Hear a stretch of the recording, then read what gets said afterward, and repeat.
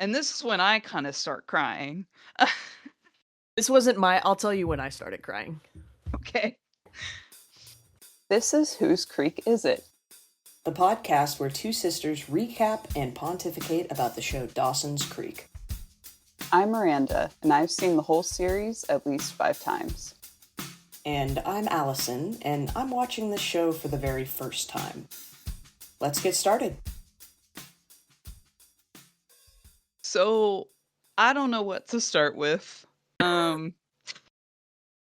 Yeah. Yeah, it's Valentine's Day as we're recording this. And this episode is kind of fitting for that. That But was we so not also where I thought we were going to start with. I It's was Valentine's Day. I was going there. I'm sorry. Go ahead. Yeah, so the episode's really nice. We'll talk about it. But we also found out that this week James Vanderbeek passed away. It was surprising. I mean, I know he's been sick for a while with colon cancer, but yeah. So that was sad. It made me sadder than I realized. Yeah, sometimes those like celebrity deaths sneak up on you. And you're like, I didn't know I cared about this person that much. Yeah. Or like you realize that they symbolize something for you that you just didn't realize you associated them with. Hmm. So yeah, that was very, very sad news. And now we have to be nicer to Dawson Leary. Yeah, at least for a while. At least for a while. At least through the end of season 1. Which is this episode. Yes, this is it is season 1 episode 13. This is the end of the season. We are doing it. We have made it. Yes, lucky 13. Yeah. And yesterday was Friday the 13th. Yeah, we should have recorded yesterday, but you know, we were busy with work and Valentine's Day, our schedules are wide open. Yeah, I'm not getting nearly my love life is not nearly as exciting as these 15-year-olds in Massachusetts. It's season 1, episode 13, titled Decisions. Director was David Sammel, and the writers, there were 3 this time. Mike White, Dana Barada, and John Harmon Feldman, which they've all written episodes before. I did find out that Mike White wrote The White Lotus, which I've never seen, but I've heard is really popular. It's like Same. I have HBO, I not think. watched it. Yeah, I've not watched it, but I know of it. Yeah. Anyway, yes, so Joey's coming through Dawson's window, and Dawson seems surprised to see her there. I guess because in the last episode they didn't end too happy. Joey seemed kind of annoyed that Dawson was just now taking notice of her. But apparently she still wants to be around him. Sort of. And sort of. Yeah, the plan was like typically it's a movie night for them. And Joey acts like, okay, yeah, like, aren't we doing movie night? It's tradition. And he was like, I didn't know you were coming, so I didn't get any videos. And she's like, oh, okay. Well, yeah, I was actually just telling you that I can't drop by to watch movies. And he's like, you dropped by to tell me you couldn't drop by. And she's like, yep. Yep. Which gets into, a prevailing theme in this episode and this season of not expressing your affection for someone for fear that it won't be returned. Yeah. Instead of sending love one way and not receiving it, you just exchange no love at all. At least it's fair that way. I don't know, man. Also, very important note that I think one of the first shots was right in front of the "I Know What You Did Last Summer" poster in Dawson's room, which, of course, was written by the creator of Dawson's Creek. Yeah. They like to show that off every once in a while. Yeah, so Dawson tries to course correct and is like, "Oh, well, we could just watch TV." And, Joey seems sick of like, I'm sick of watching reruns with you. And I don't wanna watch these shows that have all these cliffhangers, and it gets really meta. Yeah, it get like they really went off the wall with the meta in this. I was like, "We get it. You're Kevin Williamson. You wrote Scream." He's not even one of the writers on this episode, but it was so meta. Yeah, so she's complaining that even with cliffhangers, everything just resets and goes back to normal, that they're just teasing the audience to keep watching.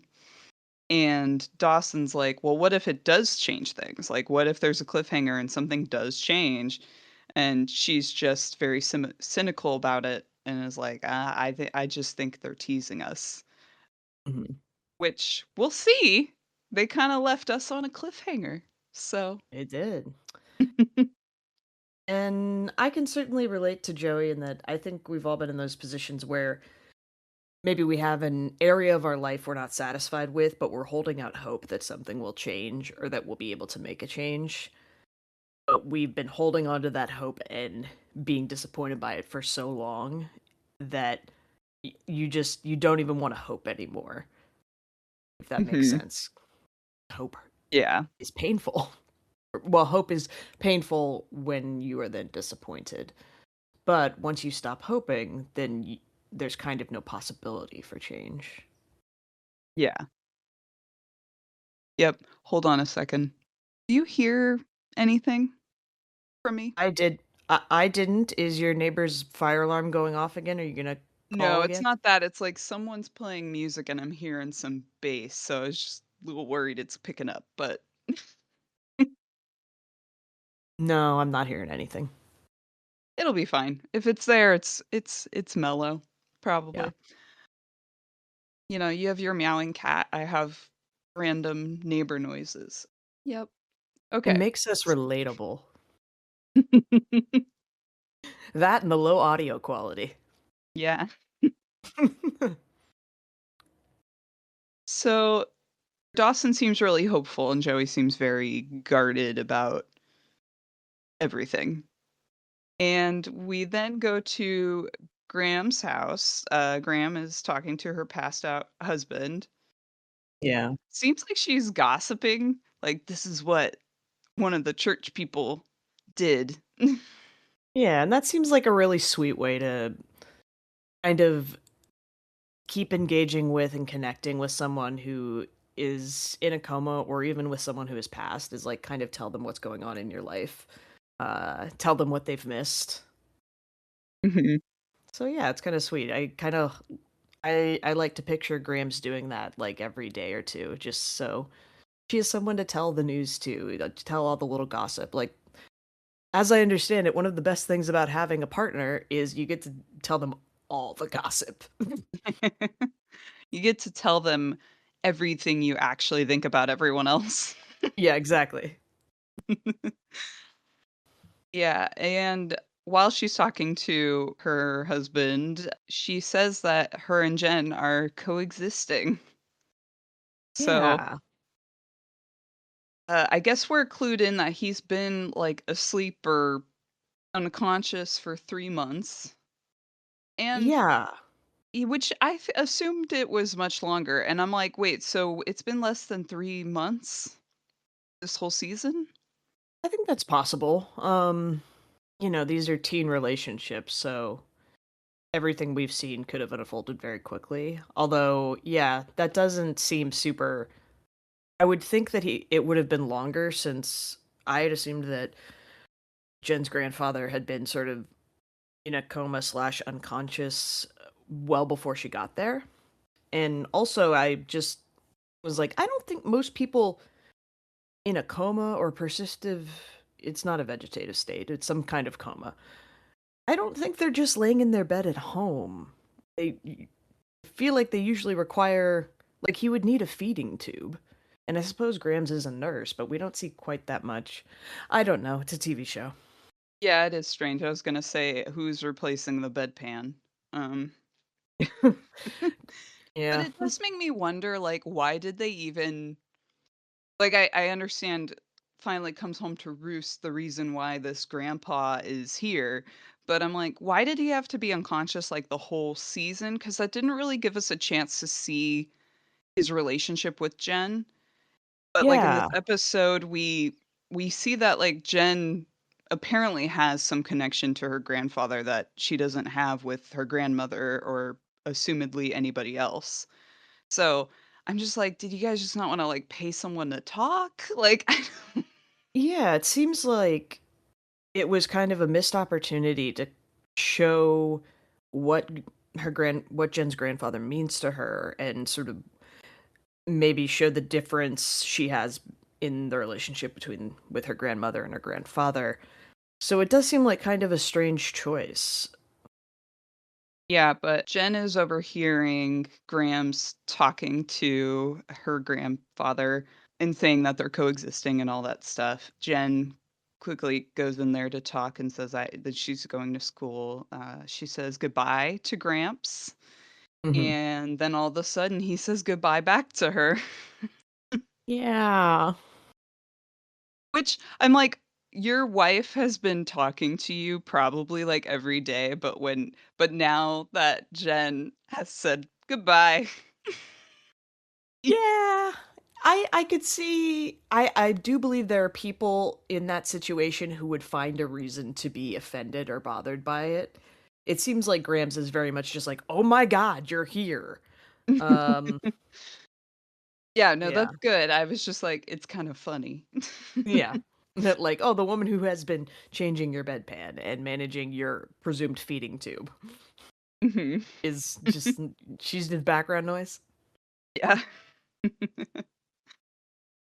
So next we go to school and Jen is very happy and like uplifted by the fact that her grandfather seems to be doing well. They took him to the hospital for tests, but she's talking with Dawson about this whole thing. And she says, I just feel lighter and I want to like go out and like have some fun. And then she asks Dawson to hang out, and Dawson's like, "Oh, I'm going to be with Joey. I have plans with her."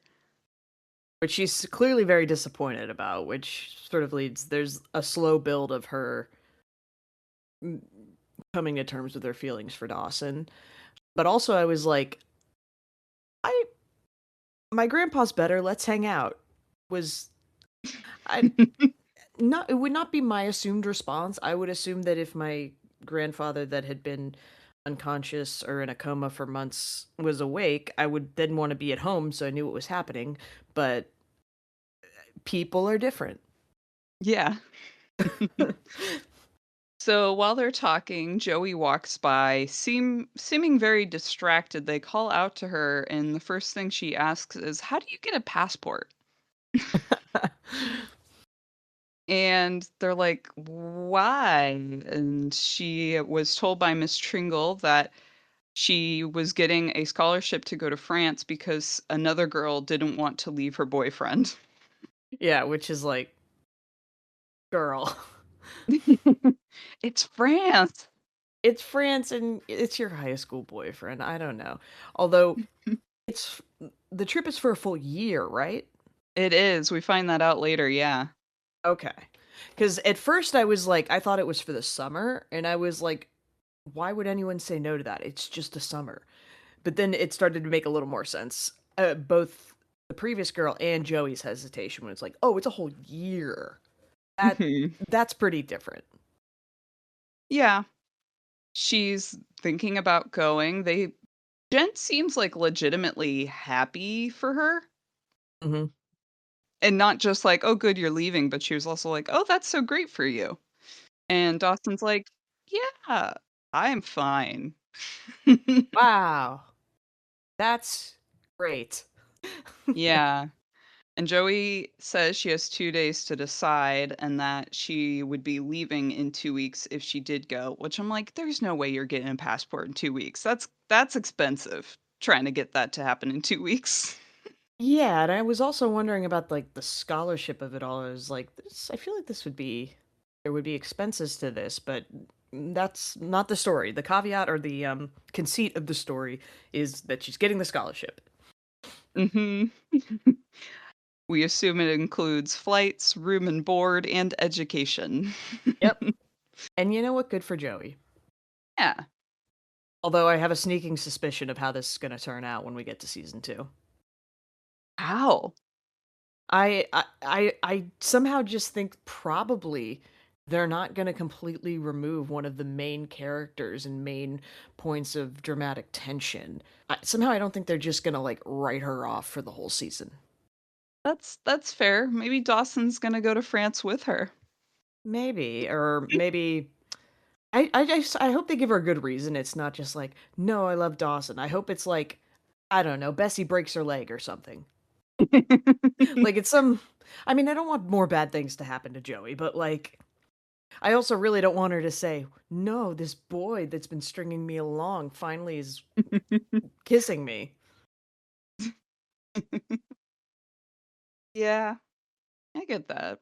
So this conversation continues when Joey goes to the her restaurant she works at and talks to Bessie about all this, talking about how she's kind of worried about how it'll will all work out, and that's when they mention it's been for a year, like that's how long the scholarship will be.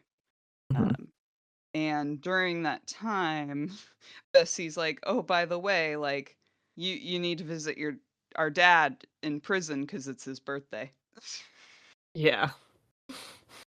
And apparently, from what we gather, they alternate birthdays, so one of them goes every year back and forth. Yeah, or that was the agreement, and it seems like this is only the 2nd birthday, I think.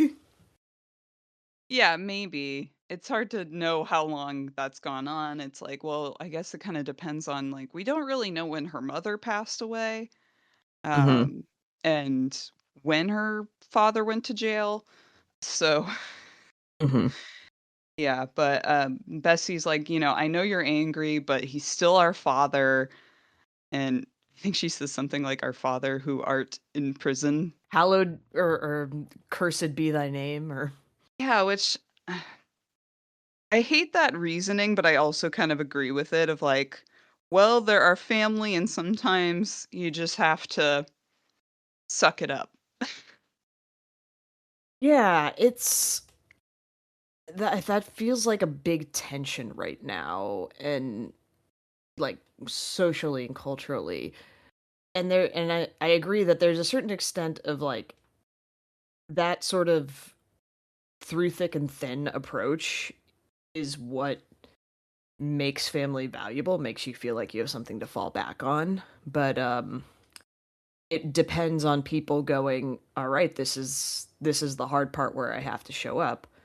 On the other hand, also I think it makes perfect sense for a lot of people. Like, I do not judge or begrudge in any way people who like cut off family members who are just making their life hell. But Mhm. it's, we're our parents aren't Nazis, so that's cool. Um,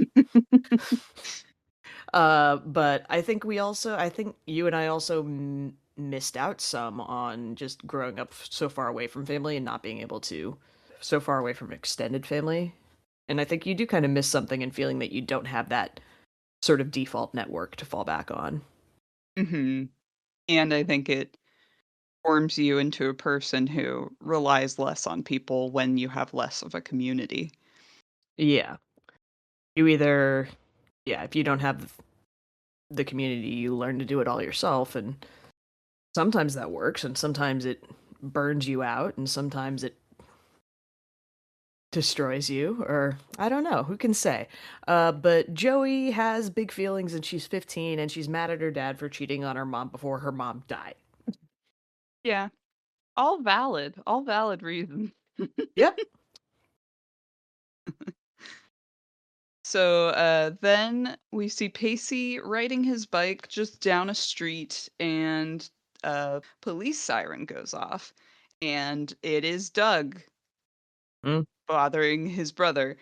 And Doug says that their dad is pissed that he didn't pass his midterms and that he should be embarrassed and that the whole family is embarrassed of him. Yeah, and I wrote down, are the Witters some kind of like upstanding part of the community family? I was like, that wasn't the impression that I got. But I know that there are families like this, particularly in small towns, that sort of see themselves as the leadership of the town and like Mm. a need to keep up appearances. So it's just another situation where I feel like we're missing so much context on what the real story with Pacey's family is, or what the tone and culture of it is. Yeah. And this was in the 90s where a cab was not like as agreed upon. Yes, And it was so more. being like the sheriff of a town probably does win you some kind of favor and respect and expectation to live up to. Yeah. I thought it was, although how sad is it? I mean, on the one hand, obviously the dad can't like text or call Pacey's cell phone, but sending your, I don't know, 23-year-old son who's a freaking sheriff's deputy, having him go out and tell your other son that unless, I mean, he either explicitly told him to do that or Doug like saw Pacey and was like, I have the chance to go and like annoy my brother. Yeah. Yeah, because it's like, couldn't you just wait till he got home? I don't. Yeah. It sounds like the default is that dad is mad at Pacey. Mhm. So we get that little nugget, and then Joey and Dawson are buying tickets for the ferry to go see her dad. So apparently she's asked Dawson to come with her for this whole trek, which we find out it is a trek. It's like a ferry and then a 4-hour bus. Yeah, which is crazy. That's Yeah. like that alone would be like, I don't want to go. Can't we just Zoom? Yeah. Can I send him a birthday card? How about that? Yeah. So while they're waiting for the ferry, Dawson brings up France again and asks if she's going. And she's like, "Well, what would you do without me?" To which he responds, "Suicide?" Yeah, yeah, it was a little in a Unnecessary. certain not an yeah, I just it reminds me of how in say the 90s there was this sort of edgier you could more casually joke about things like that or joke about some forms of violence because it sort of seems like following Columbine and 9/11, I remember that the turn was very much towards zero tolerance. Like if anyone it's a very see something, say something, zero tolerance. If you even have a bad feeling, that person can be sent to the principal's office or arrested. So I could see people just playing a little fast and loose with language and sarcasm. But for us today, yeah, that was jarring. Yeah, I mean, just not really expected from a show like this, I guess. Mhm. But I will say, I mean, we're kind of having like it's kind of happening again with social media and people being very unserious about things. Like, the joke of like taking a bath with your toaster. Yeah. So, I don't know. But yeah, back then I feel like it was a more serious thing to say, and even more so after Columbine and 9/11. And this also seems sort of connected to Dawson and Joey's form of communication that's very sarcastic and very dry and like that's a bonding activity for them. So it would make sense to me that these two would maybe push that further than the average teenager in Cape Side. Yep, they're the most sarcastic out of anyone we've seen. And you and I are pretty sarcastic. Yeah, yeah. I realized I had to rein it in when I said I liked someone's sweater at work, and they gave me a weird look, and I was like, "What?" And they're like, "Oh, you were serious." I was like, Oh "Yes, I like no. your sweater." I don't make sarcastic, snarky comments about people's outfits or appearances. I make them about poor corporate decisions. Oh no. People think you're like a wet blanket. Uh, I mean, yeah, but so gotta keep the lid on it sometimes. I mean, it happens to me too. Like I've struggled with the fact that people say my voice is monotone. Maybe it is. And I would have that problem in college, like, people couldn't tell I was being sarcastic because my voice didn't really change. So, I was like, "Oh, okay, maybe I need to, like, enunciate my sarcasm more." Yeah, or make some sort of do your sarcasm in linguistic cursive or something. Yeah, so, anyway, Dawson gives her that response, and then she's like, "No, like, genuinely, what would you do? How would you feel?" And he said, "Well, if it makes you happy, it'll make me happy." Yeah, which it's so that moment is so charged because clearly Joey is like feeling him out, and clearly he is. What I assume Dawson is doing is that he is aware that obviously this will bother him, but he knows that like he doesn't want to stand between her and doing it. Mhm. So it's two people communicating an emotional code. Yeah, and Joey seems like she's disappointed with that answer, Yeah. but they say nothing more. So then we're at the prison where Dawson and Joey find out that they missed visiting hours. And they're trying to talk to this guard at the front gate, and he's like, basically, like, too bad, so sad, not my problem. Hmm. So then, instead of going all the way back to Cape Side and then trying again the next day, they just decide to rent a motel. And I'm like, wow, there are no helicopter parents here. Yeah, I was like thinking about the logistics of this is like probably, I don't know, Dawson's he called his parents and got their credit card number or something. And just to backtrack just a moment, I wrote down pretty chill prison by United States standards. There's like a chain link fence. You can see the guys in the yard. It's clearly that this they were not filming at a real prison.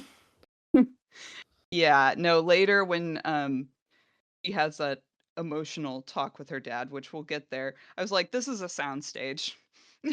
We're not even Yeah. outside.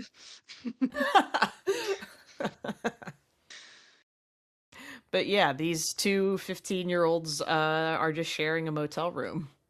Yeah, which I kind of feel like most hotel motel places would not even allow that.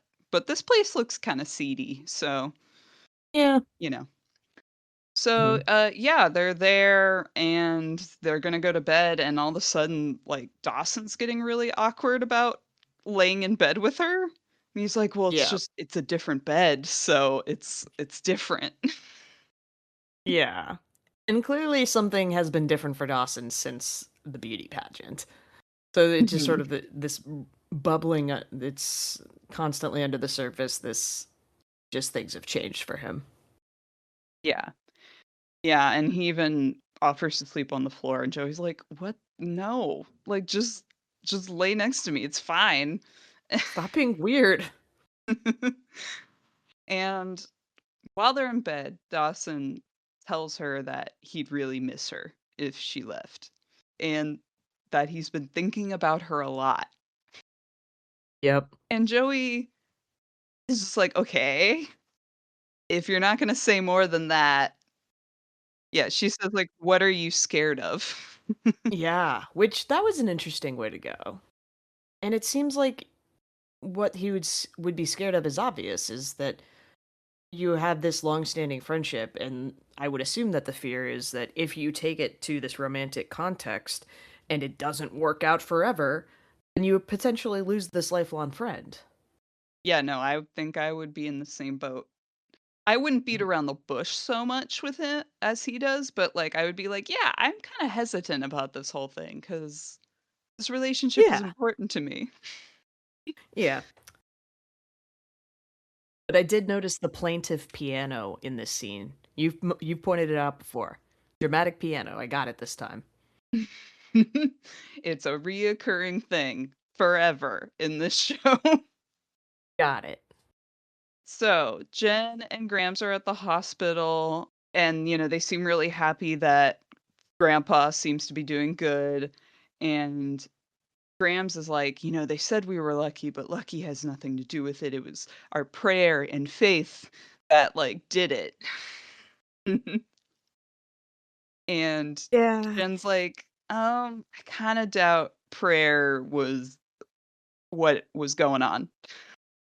And I'm just like, Jen, just let her have this. Just like as a pretty like sarcastic, somewhat cynical person, I can very much identify with Jen, but like in that moment, just now is not the time, Jen. Let her have Mhm, this. Let her, obviously, she feels good about this. It's not going to change anything, you taking this away from her. Let her have this. mhm. Yeah, but she kind of has to ruin it. And, if God has his hands in all things, if he's really intervening with things, then why is there like war and AIDS and other bad Hmm. things? Yeah. But Gramps kind of does what some religious people do. It's just like you can't understand the Lord's work. Hmm. And again, I'm very pretty cynical about religion, but that's one way that I think that's just a way of dealing with the fact that bad things happen to good people or for no reason at all. And maybe the way I put it is just bad things happen for no reason and we have to live with it. And then what they're ultimately saying with like we can't understand God's plan is essentially the same thing. Bad things happen and we don't know why and there may not even be a good reason, but we have to find a way to live with it. Yeah. Yeah, I was having a conversation with a friend recently about like our religious beliefs, and I was like, honestly, I believe in math. Like math is what I believe in. Statistics, like bad shit happens cuz statistically it has to. Like, I don't know, it's nice to just blame math. Yeah. Yeah. And I guess like not to get too deep in it this early, I guess what I rather than finding solace in like a benevolent god is I think a similar solace in benevolent human beings and when people act in kindness and when people go out of their way to help others like that's seeing that I think is a different to me that's like an evidence of a broader kind of divinity. Not divinity in like old man in the sky that rules over us all, but just like there's something greater. There can be something greater in a human being when they act beyond themselves or they act for others. Yeah, we could really use that right now. Yeah, it'd be really cool if people realized that not being a dick is great. I really lost all eloquence there. It feels good to not be mean inside. Yeah. Anyway, so yeah, Jen kind of equalizes the situation or neutralizes it, whatever. Um, Hmm. that and it's like, you know what? All that matters is Gramps is alive and he's doing good, and there's developments happening. Yeah, we can enjoy this differently. Mhm.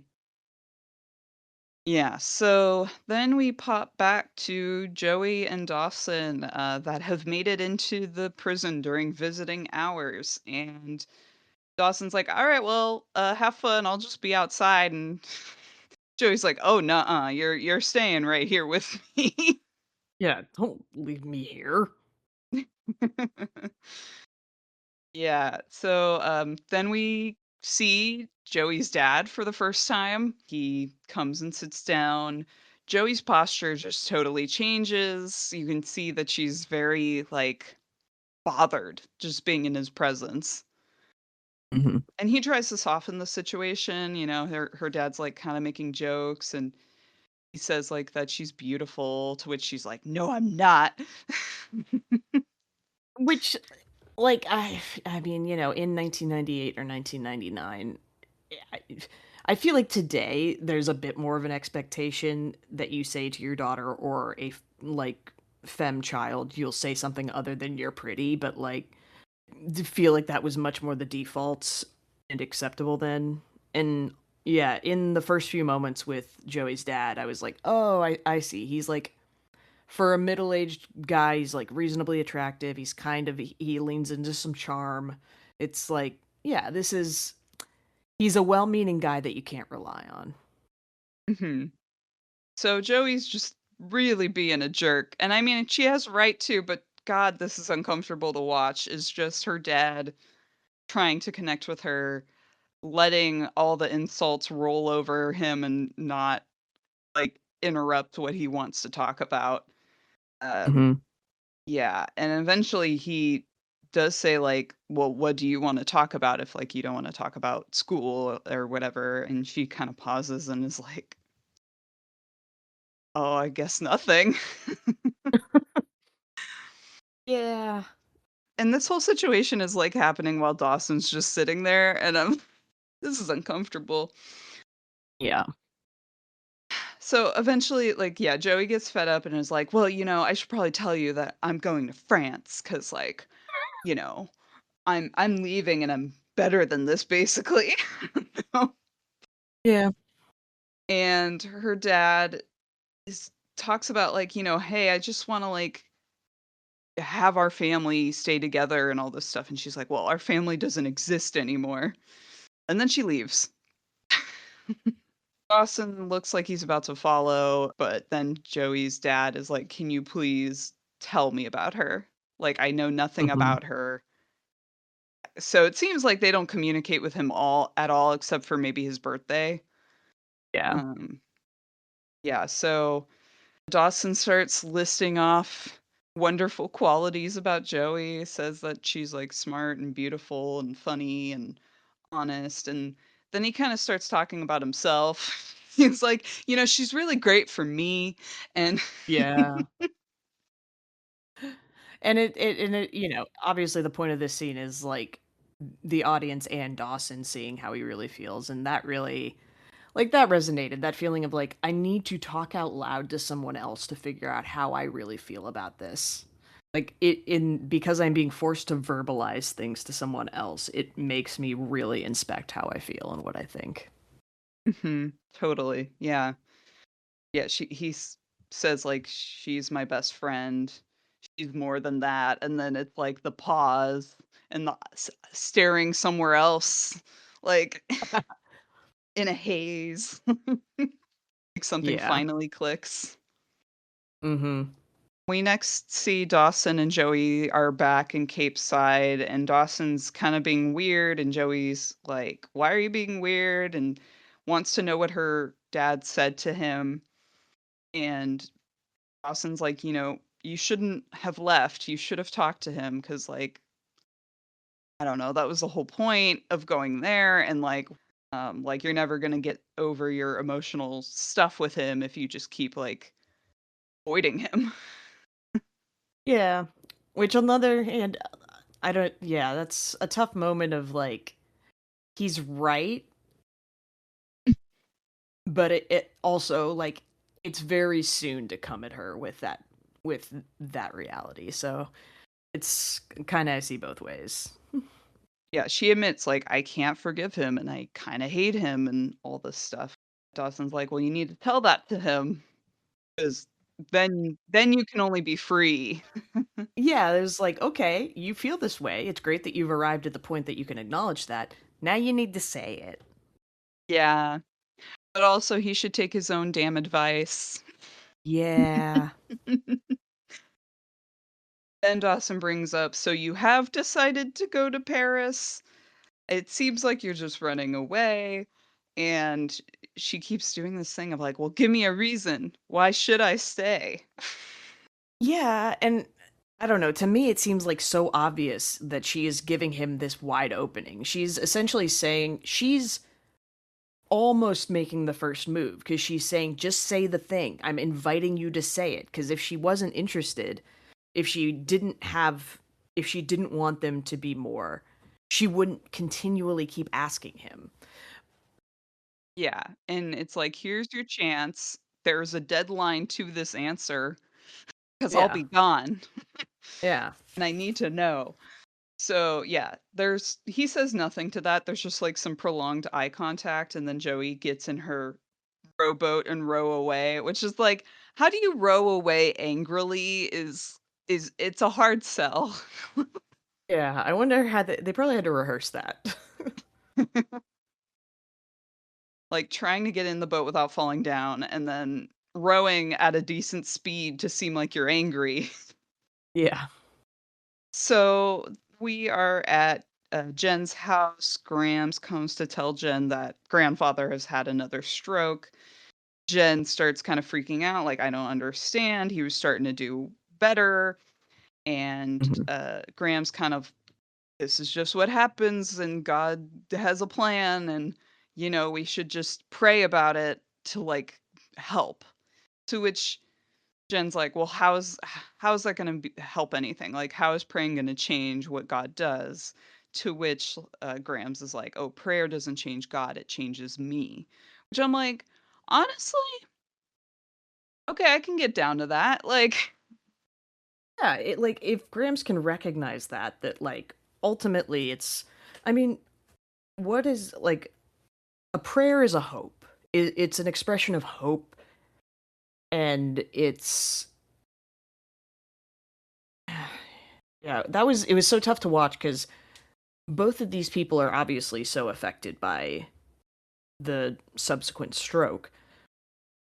And it would be one thing if Grams was the only one who is like grieving this stroke, because then it would just be very clear. And Jen, it's like, Jen, your job is to just comfort her. Your job is to give her what she's asking for. Or if it was like only Jen that was grieving or upset about the stroke, then clearly like the grandmother should mold her comfort as in a way that's going to resonate with Jen. But the problem is that they're both upset and both grieving, and they just need very different things. mhm, And the only place they're going to get what they need is from each other, and neither of them can really provide that. yeah, you said it. Pacey comes to Joey at the restaurant asking for some food because he doesn't wanna go home to his family and deal with, the fallout of him being a disappointment, I guess. Yeah. And Joey gives him pity and, sits down with him, and he's like, "You're honest with me. Can you tell me when did I become, like, the town loser? Like, when did I become an embarrassment?" And she says he's not, right? Yeah, she says, "You're not an embarrassment to your family," and then he's like, "Well, Doug says I am." So Yeah. Well, yeah, and that's the other thing is that I haven't like other people have been like, "Oh, Pacey," but no one else has called him like a or no one with any like real power like has like called him a loser. I we don't have this like I don't feel like there's a lot of evidence of people outside of his family or individuals he doesn't get along with believing this about him, but I mean, I guess it's an example of how whatever is true within your household and family feels universally true, especially if your like older brother and parents are saying it to you. yeah, and you haven't been, like, out in the world on your own yet to see that you're gonna be perceived differently by everybody. Yeah. Joey kind of relates to him by saying, "Well, at least my family's like all my family's an embarrassment." Which no, it seems like Bessie's doing a great job. Everyone's just mad that she's unwed and partnered with a black man. Yeah. Yeah, which, by the way, haven't seen him in a while. Yeah. Been a minute since we saw Bodhi. Hope he got that Yeah. job. Yeah, she admits like, "Oh, why I'm feeling this way is like I just visited my dad," right? So Mhm. they start bonding about having not great dads. Mhm. Pacey mentions, like, when he was 8 years old, he was struck out at a baseball game, and, like, him hitting it was very important to winning the game, but he failed at that, and that his father told him that he was a loser, and, later he overheard heard his father say to Doug, "At least I have you." Which, I mean, I remember I wrote this down because he said he was 8 years old and there was a huge game. Listeners, there is no such thing as a huge game for an 8-year old. Nothing that an 8-year old is doing is life or death, or it shouldn't be. And like, I'm a person, sports was so important to me growing up. Miranda got dragged to so many sports things, and I'm sorry, I know it sucked for you. So many things. It was so like I poured myself into that stuff. And as an adult, I am the first person to say, "Oh my God, this doesn't matter." Yeah. Yeah, but it's crazy. I mean, you go to kids' games and those parents, man, they do act like it's life or death. Well, and it's often wrapped up in the how inaccessible education is. Because what do those parents say? If it's like any kind of mainstream sport, it's get a scholarship. It's get a Mhm. scholarship to college. Because like if your kid's good enough, you'll get this $150,000 grand prize at the end. Mhm. And and we don't allow children. I actually recently picked up a book that's sort of about this, the about how we've created it so that sports are only competitive, they're not recreational. Mhm. Anyway, sorry to Yeah, draw you into a discussion about sports, which when you had to be dragged to so many sports things as a child. yeah, no, but I get it. Like, I mean, even when I was a teenager and like I had to play sports in high school, like just for PE, I was like, I wanted to make it known to everyone, like, I don't care a lot. You should know I don't care a lot, so don't get really upset at me. Yeah, I'm being upfront with you. I'm not gonna try my damnedest. I'll try, but I'm not gonna Yeah, like skid my knees in the process. yeah, we have algebra in like 15 minutes. There was always one kid who was way too into the PE game. Yeah, and I just kind of acted superior, like, "This is the only class you get an A in, I understand." Yeah, but yeah, that moment. Yeah, I felt for Pacey because, like, on the one hand, it's one of those things where I think everyone has those memories from childhood of like your parent or an authority figure saying something to you that probably they don't even remember saying, but it is stuck in your brain forever. Mhm. So this is clearly one of those moments for him. And also to have it be about something that is just so doesn't matter. Mhm. Like it's Yeah. not like like beat up a kid and broke his arm. It's not like you caused huge property damage. It's you lost an 8-year-old's baseball game. This so does not matter. How dare you make your child feel this way because of that? Mhm. Yeah, and Joey's like, "Well, you should talk to him." To which Casey's like, "Well, did you talk to your dad?" She's like, "No." Yeah, yeah, that's yeah. And even as I pontificate on all this, I'm like, yeah. Do we reflect this in our own activities, Allison? No. And apparently Joey has a like come to Jesus moment and she's like, "All right, I'm going to go back there. I'm going to go back there and tell my dad off." Like, I guess I'm gonna tell him. yeah. And I'm doing it tonight. And Pacey's like, "How are you going to do that?" And she's like, "I don't know. You have a car, right?" And he was like, "Yeah, I guess I can steal my family's car again for you." Yeah, and he's like, I prefer to think of it as borrowing, but wait, also this is gonna be there. Presumably, it's just as long a drive for the car, so they're gonna be in the car together for 4 hours minimum. Yeah, I know. But they did it. Yeah. But yeah, so I'm like, "Oh, Pacey's kind of he cares about her." Um Yeah, yeah. And I think just one more note on this little conversation at the ice house is I think a lot of people have this moment, if whether it's in high school or in college or as like a fully fledged adult, when you're like, oh, everyone's family is fucked up. Everyone's Yeah. family is real messy. And you kind of don't know that until you get to peek behind the curtain or like have those really honest conversations with people. And it's I don't know. Yeah, it's such an important realization to be like, "Oh, everyone's family is a diabolical mess." Yeah. Honestly, like, the people I know who seem to have, like, I mean, I guess I don't know anyone who has, like, a perfect relationship with everyone in their family, but when they have, like, a perfect relationship with anyone in their family at all, I'm kind of suspicious. I'm like, "How?" Mm, I think it. Well, yeah, I think it just. I don't know, man. I don't know. But they make it. Yeah. They get to the prison. Yeah. Jen has a short conversation with her grandfather about, like, "I wish I could do something for you, but I can't," and he's able to, like, raise his hand to her, and she holds the hand, and that's basically it. It's just, like, she's like, "Why? Why is this Yeah. happening?" Yeah, and that's. I mean,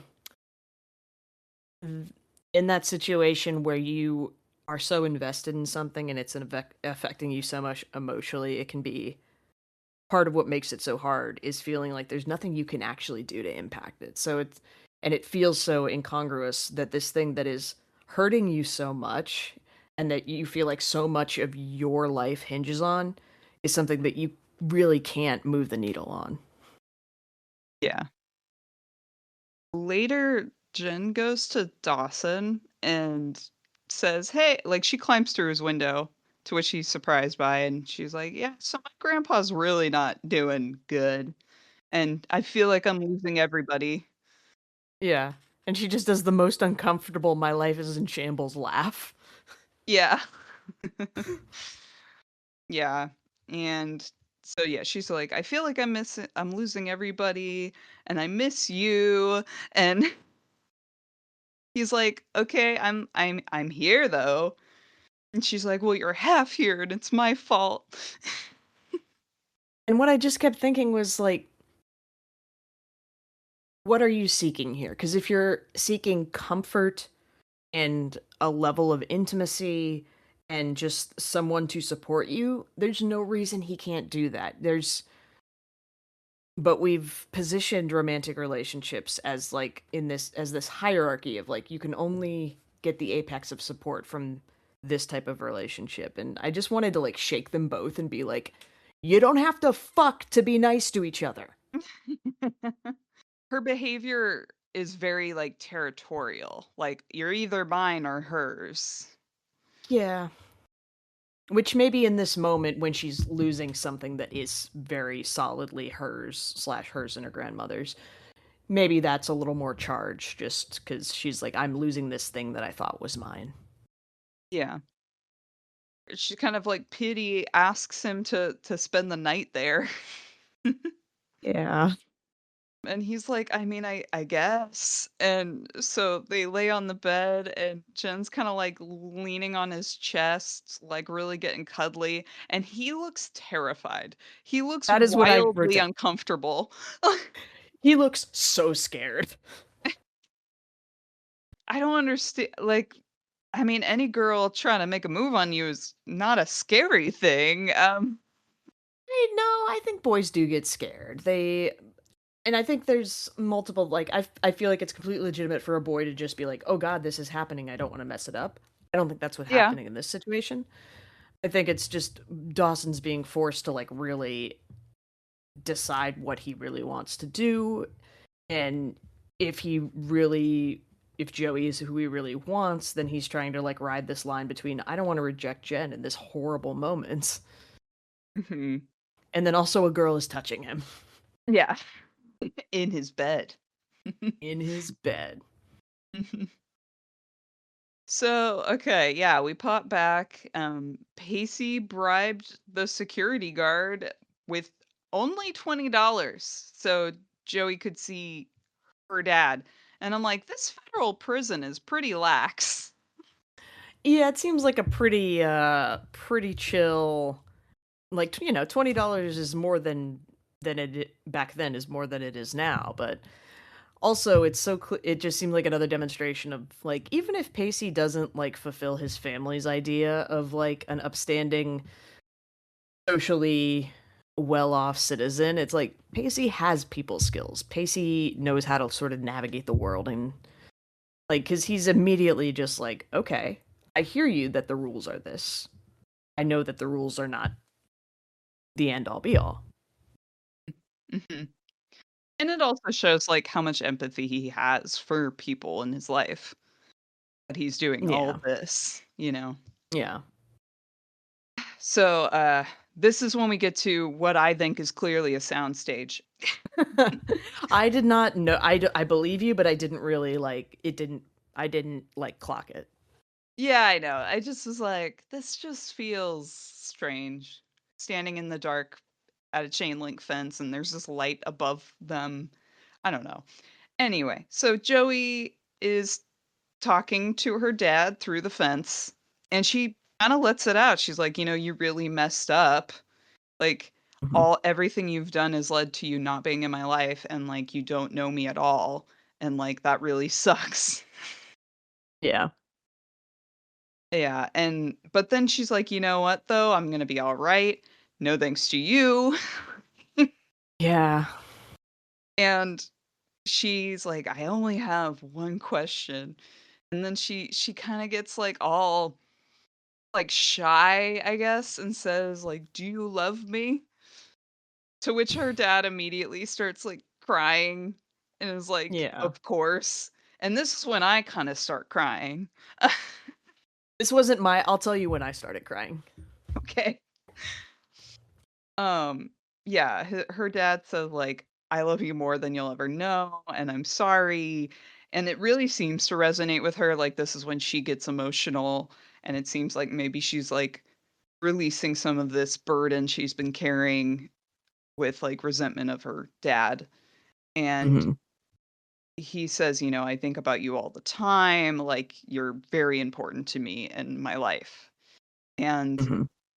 for some reason, she kind of asks again, like, she's like, "Do you really love me?"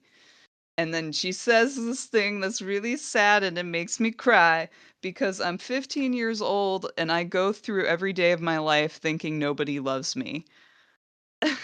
Oh, yeah, Ugh.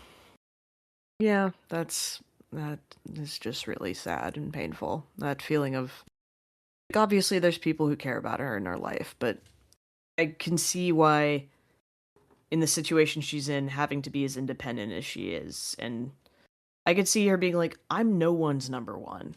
I am no Mhm. one's top priority," Yeah. and that's a really it's just a really painful, hurtful thing to have to carry around, especially when you're 15 and you're probably at your most insecure and Mhm.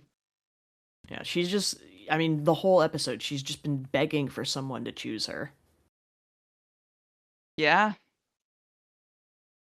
Yeah, so when she says all this, her dad's like, "No, I really do love you, and I'm not the only one. Dawson loves you too." To which she's like, "No." Yeah, this was kind of a weird turn. It is strange, but it is kinda like, "Hey, I can't be there, and you have this person who is there, who does Yeah. genuinely love you." And he says, like, "I know he does because he looks at you the same way your mother used to look at me," which is sad. Um, Yeah. and then Yeah. he's like, yeah, it really does become him, like, coaching her on her love life because he's like, Have you told him that you love him?" And she's like, "No." Yeah, and on the one hand, like, that's clearly the purpose one of the purposes of this scene. It's, like, important to the show that he gives her this pep talk. But also, I can see A, what you said, where he's like, I can't be there for you day to day, and here's this person who does love you that's right there. And B, there's probably a part of him who's like, oh, this is my opportunity to give some kind of guidance and advice. I know so little about her life. Here's something that I know something about, and I can try to, like, give her some guidance. So, there's a lot of reasons. It feels a little strange, but there are several different reasons that, like, I could see him leading into it. Mhm.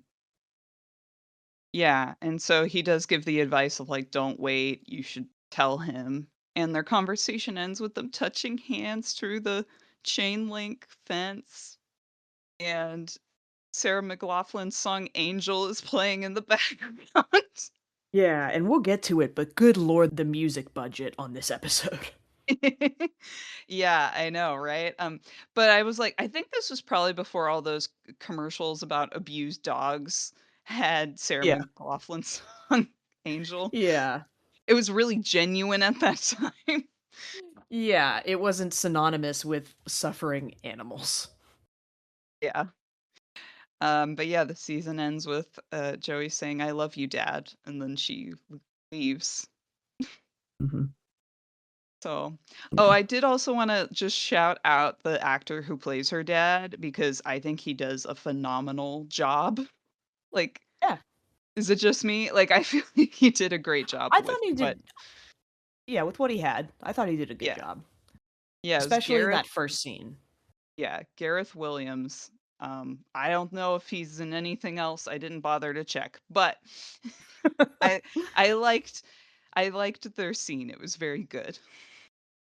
Yeah, yeah, it was a very, like, emotionally charged position to be in this episode, and he did a good job. Yeah. Joey's back in Cape Side. Assumedly, Pacey got back to say Cape Side too. Yeah, Um, probably. but yeah, we see Joey rowing across the creek towards Dawson's house. Dawson is in his bed asleep with Jen on, like, kind of on top of him. And is this when Edwin McCain's "I'll Be's" playing? Yes. I'll be your Your crying crying shoulder. shoulder. Yeah. And I was like, "Holy cow, the needle drop." And there's this mounting tension of like, Joey's coming to confess her feelings, and Jen is laying on top of him. What's gonna happen? Yeah. And right when like Jen's like all over him, about to kiss him, once again Dawson looks terrified. Yeah. Joey pops her head through the window to see them like almost kissing, and then she immediately runs out. Yeah. And Dawson jumps up and goes after her, or is getting like shoes on to go after her, and says like she has the wrong idea about us. Like I have to go tell her. And Jen's like, "Does she?" And he's like, "Yeah." Yeah. And it's just like, oh, like, I see why he's doing, but just there's no time. He has to break Jen's heart in that moment. Yeah. Yeah, she straight up says like, "Are you in love with her?" And he says, "I don't know what I am, but I got to talk to her." Yeah. Which is like, bro, I think you're in love with her. Just, I don't Yeah, know. so he jumps out the window too. I'm like, I don't know, wouldn't it like is it faster? I guess it's just faster. I guess that's why they go through the window. Maybe. And yeah, he's calling out to her. Jen's just awkwardly standing in his room as he's gone. I think this is when the music changes again, right? Yeah, well, yeah, he gets on the dock and somehow she's disappeared. She's just rode so fast that she's Yeah. gone. Yeah. You thought she could row fast when she was angry. When she's heartbroken, she rows even faster. She's like a speedboat. Jen first goes back to her house where Grams is like sitting on the porch. No question about where Jen's been all night. She's like, "You know Yeah. what? Tonight, I don't care." Yeah, because she's like waiting for her husband to probably die. Mhm. Yeah, and they find out through a phone call that her grandfather did die. And it was when this is when I cried when Jen says he's gone. Oh, yeah. And I think and I was trying to figure out why that was the moment for me. I've had like kind of an anxious, charged week of not have but that has not really like had that crying moment. So I think it was partially just like residual anxiety and anticipation. Um yeah, it was just this and we all kind of knew it was coming. Like Mhm. it doesn't make Yeah. it any less sad that Mhm. we knew it was coming and it's When she lays with the picture frame, she grabs like a yeah. picture frame of assume her grandparents and lays in bed hugging it. I'm like, "Oh." Yeah. Ugh. Then there's that, like, sad country song that comes on. God Bless the Broken Road, and I don't remember who the artist is in this. I think other country artists have covered it, but it's, I mean, the gist of it is like, it was always you, and obviously I've made all these sidetracks and mistakes, but it was always heading towards you. Yeah. The music was really on the nose. Yeah, and like I wonder to what extent these songs benefited from, like, I wonder how big this season finale was and how much of an impact that had on so many of these songs being so big. Yeah. Maybe I'll do that research later. I mean, we could do, like, a follow-up episode just about season 1. Yeah, we could do that. Yeah, but it's interesting. I would be interested to know, like, if this show had influence on music. I don't know if you ever watched, The OC. Bits and pieces. Bits and pieces. Yeah, I cut out after a couple seasons because I was like, "This show's just ridiculous." But apparently, like, they had, like, really cool artists actually play on the show because a lot of scenes would take place at a music venue that one of the people worked at, and so that show kinda became like a tastemaker of, like, teen music. Oh. The Killers played on there, Jimmy Eat World played Oh, on there, um, a bunch of other bands during that kinda, like, emo-ish phase. yeah. Like indie rock when that was Yeah. really, really big. Mhm. Where were we? Oh, we're talking about the music. Okay. Yeah, so during that song, "God Bless the Broken Road," Dawson's, like, just running around town and like, "Oh my god, I need to find her." Yeah, just running from one place to another. And somehow they keep missing each other because Joey's going from one place to another sulking. Yeah. Oh, we also see Grams and Jen in church, and they have, like, a moment together that kind of buries the hatchet in terms of, like, religion, like, Grams is asking for God to keep him safe. Yeah, to sort of take care of him now that she can't. Yeah, and Jen joins in and is like, "Yeah, please keep him safe for me too." Grams cries in the church and just says she misses him so much, and I was like, obviously it was so sad, but I was glad that Grams got to have this, like, genuinely distraught moment because I mean, that's part of what I assume is so frustrating for Jen and for a lot of people when they're faced with someone who's just like, "It's God's plan," is like, I can see how it feels dishonest because it's like, why won't you just admit how awful this is? Mhm, And it's just like, you can believe in God and say, "This is terrible." It's not like an mhm, insult to God to say, "This feels awful and it's so painful."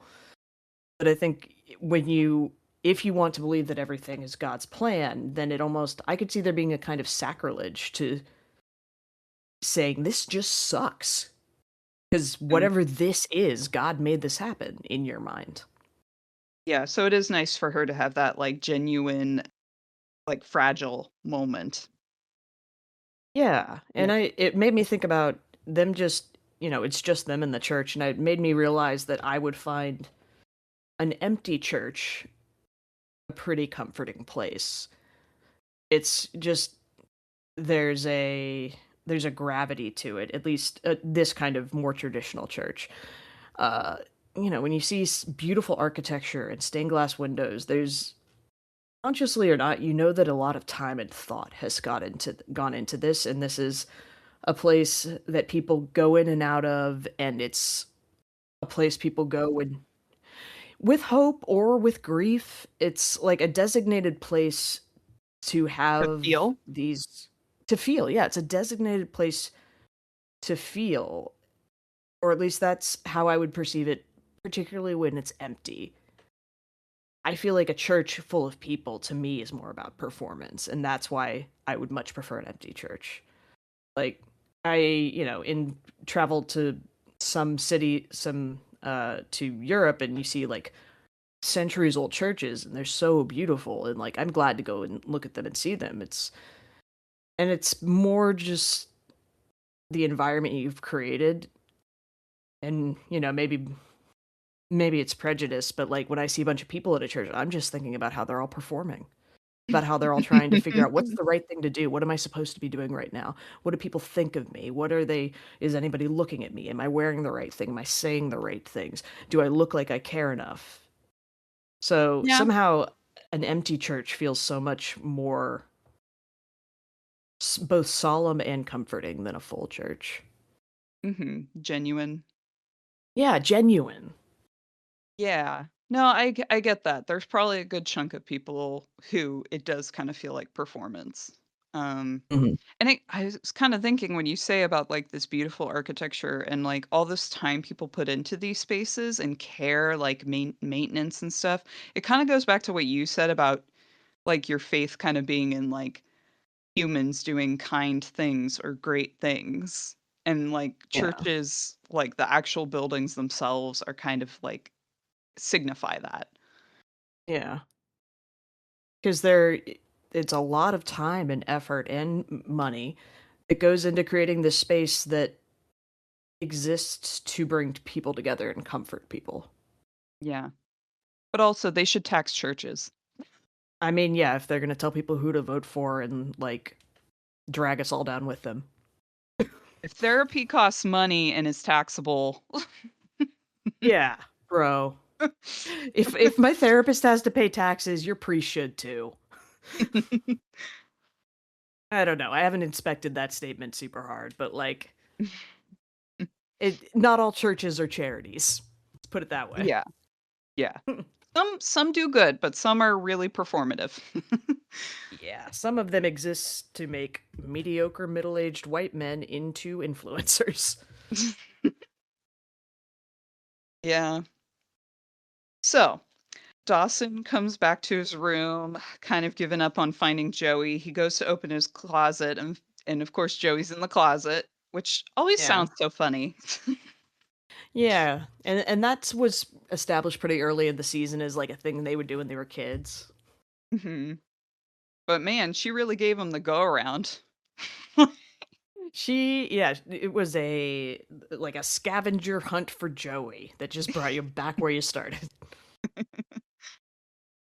Yeah, so immediately Dawson says there's nothing going on with Jen, and Joey goes back to her old self of like, "Oh, okay, well, it's none of my business." And Yeah.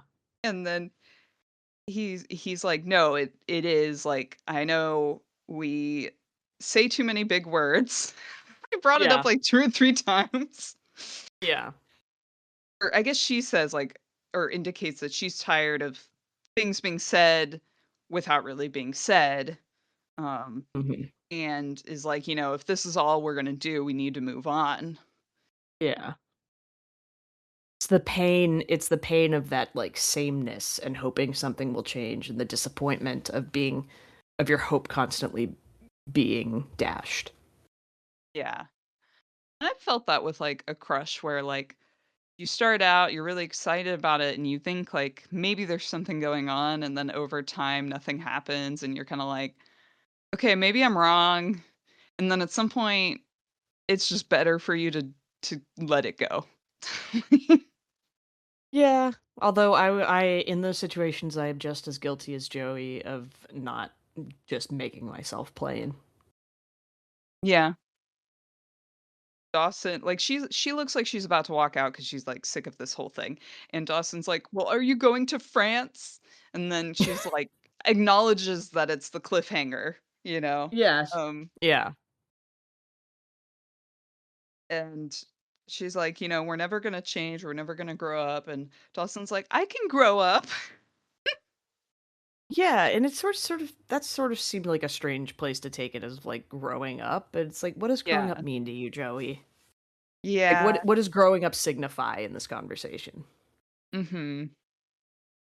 And I felt this was unnecessary, but he says even Spielberg grew out of his Peter Pan syndrome, which is something she says to him in the pilot. So there's like a connection, but I'm like, we didn't need that. Okay, yeah, I didn't make that connection to the pilot. Yeah. But sure, why not? They're almost being really sincere. They had to throw in something like, "And I'm smart." which is Yeah, something I and never do. yeah, and they get really close and, they're starting to get into this honest space of like, is someone about to do something right now? It's like a standoff. And a few seconds go by, and then Joey's just like, you know what, forget it. And she starts heading towards the window, and then Dawson's like, oh no. And then he runs up and smooches her. Yeah, and when those like it was a long few seconds that they were like waiting, and then she leaves, and I just wrote down like, wait, what just happened? Like, what what are we what's happened? And then it resolved itself. But for a minute, I was just like, did I miss something? Yeah, it was the weirdest standoff, and it was the weirdest, like, I'm calling your bluff, I'm gonna walk away now. But Hmm. when they finally kiss, I'm like, yeah, get it. Kiss. Yeah. Yes. Finally. And yeah, and then it moves to a shot from outside of them, like in front of the window through the curtain, and you can like see their silhouettes. And I was like waiting, is like, is it gonna be Jen watching? And it wasn't. No, it was just us being like, "Okay, is that from, like, Hitchcock or something?" Oh, yeah, yeah, Both that side tracks. profile with the shadow. Yeah, yeah. Anyway, so that was a nice ending, and they have this song playing called, "Say Goodnight," which is a really like, I don't know, I really like it. It will come up maybe a handful of times throughout the series. Okay. Yeah, I remember that happening, but it didn't make a terribly big impression on me. Hmm. The "I'll be" is what got you. Oh my god. This song was in this show? Yeah. So that's it. That is the end of season 1 of I Dawson's know. Creek. We did it. And the thing that they held in front of our noses the whole time finally happened, so now it's like, well, where are they gonna go now?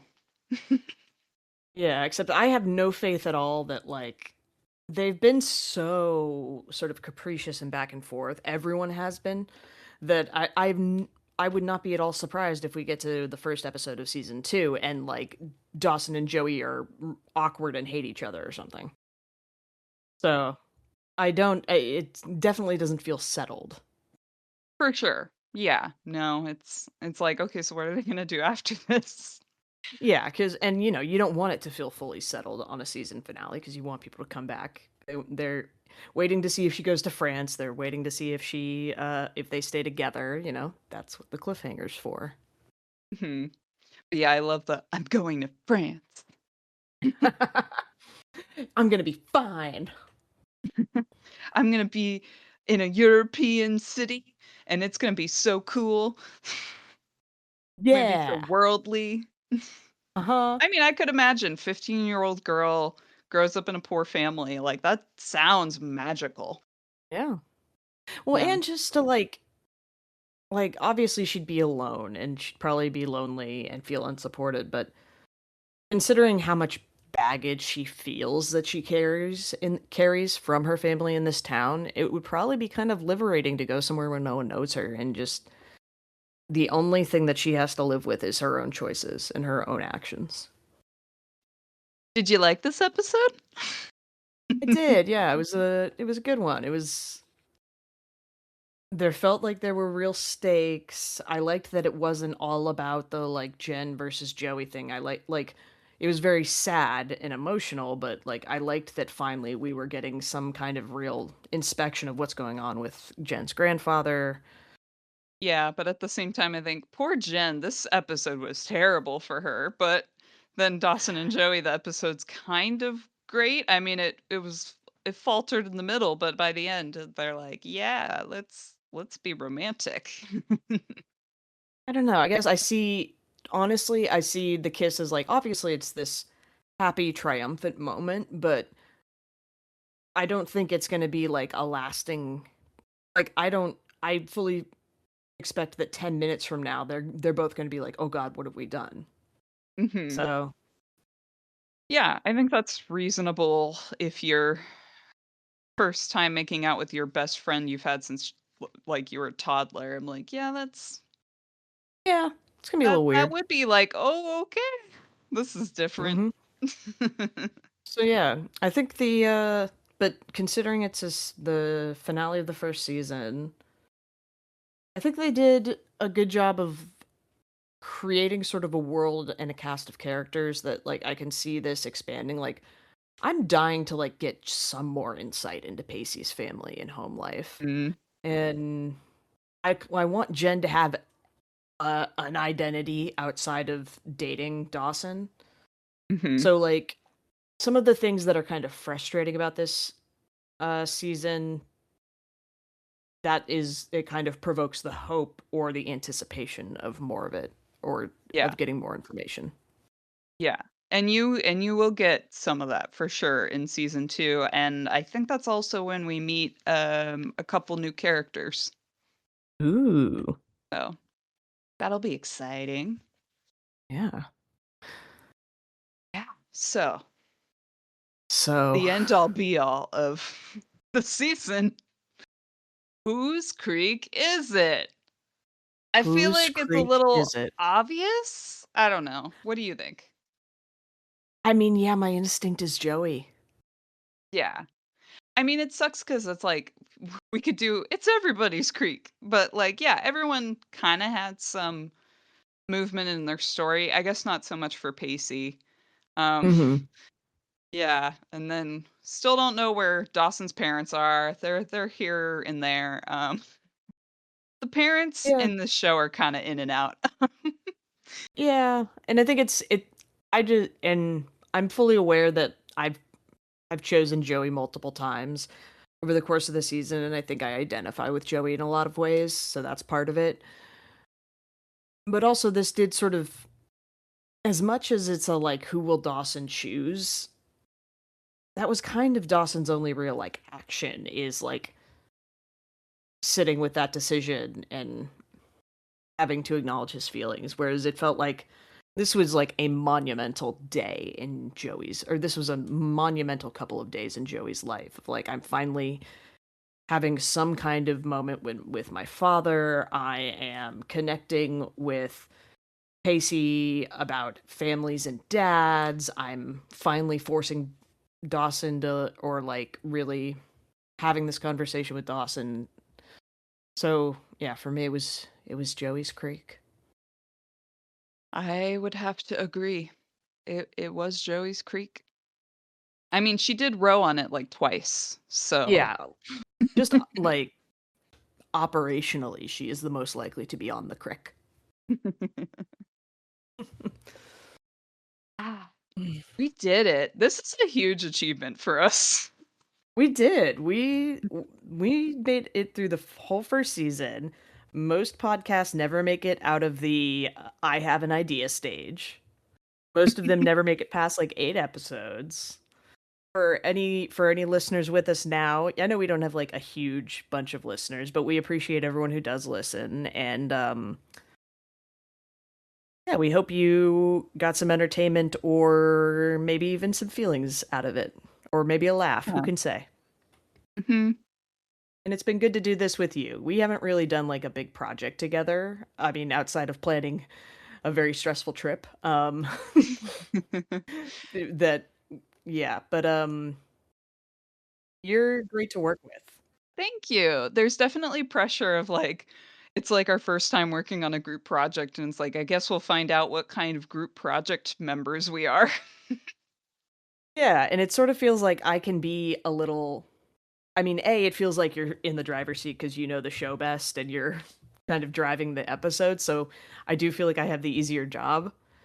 But I hope I'm keeping up my end of the bargain. Oh yeah, for sure. No, me, I'm like, I should probably help post things, but ugh. Yeah, we'll see if we can be more consistent about like social media and promotion, but I feel like the primary thing is we got the first season out. Yeah, We we did it, did it. and We did the we thing, the main thing. we did the main thing, and we can always promote the main thing, but you have to do the main thing before you can promote the thing. Very, very poignant, very clear. Yes. Yes, thank you. So good with words. Better than me. All right. So season 2, episode 1 is titled The Kiss. I wonder what it's about. Wonder, is it a past kiss, a current kiss, a future kiss? Who can say? Is it about the band Kiss? Oh my gosh. You're blowing my mind. All right. Thanks for getting through season 1 with us, listeners. We'll see you in season 2.